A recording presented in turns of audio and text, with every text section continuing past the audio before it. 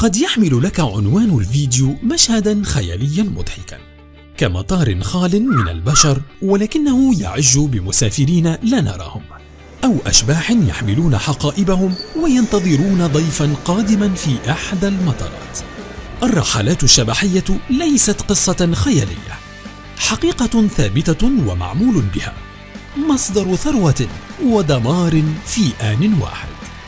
إليك عزيزي المتابع السر الصغير لشركات الطيران.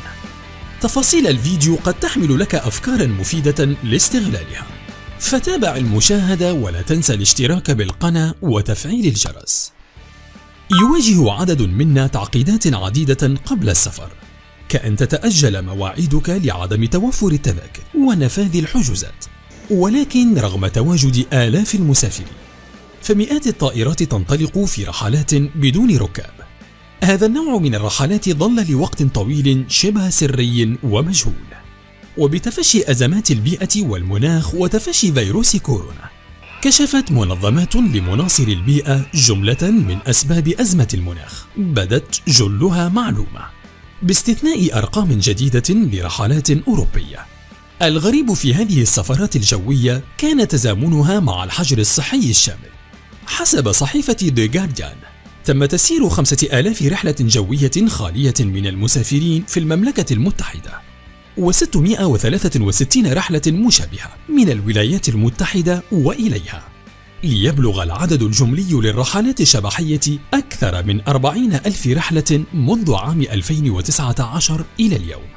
فقد تكون جائحة كورونا قد سجنت البشر، ولكنها لم تكبل أنشطة شركات الطيران الجوية. السموم الجوية. اعتبر الكشف على الرحلات الشبحية بالأمر الصادم، وأبرز نشطاء المناخ بأن للسفر الجوي انبعاثات كربونية تعادل في الساعة الواحدة أضعاف مضاعفة لأي نشاط استهلاكي آخر. في الوقت الذي يتباحث فيه العالم لإنقاذ ما يمكن إنقاذه من الغلاف الجوي، اتهمت شركات الطيران بزيادة عراقيل التصدي لمشاكل الانحباس الحراري بممارستها سياسة اللامبالاة من أجل بعض الدولارات. الجانب المظلم لرحلات الأشباح. ظل هذا النوع من الأنشطة مجهولا إلى أن تم كشفه صدفة زمن الجائحة، وساهم إخفاء شركات الطيران للبيانات المتعلقة بالرحلات الخالية من المسافرين من مضاعفة الشكوك حولها.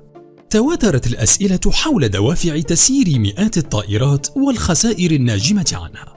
وضع عشرات آلاف الطائرات الفارغة أو شبه الفارغة في الهواء أثناء أزمة المناخ يعد إهدارا كبيرا للمال ومصدرا لا داعي له للانبعاثات الكربونية.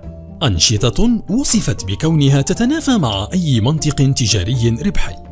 في البداية بررت شركات الطيران الغرض من الرحلات الشبه الخالية إما لإعادة المسافرين إلى أرض الوطن خلال إغلاقات الجائحة أو إعادة تموضع الطائرات.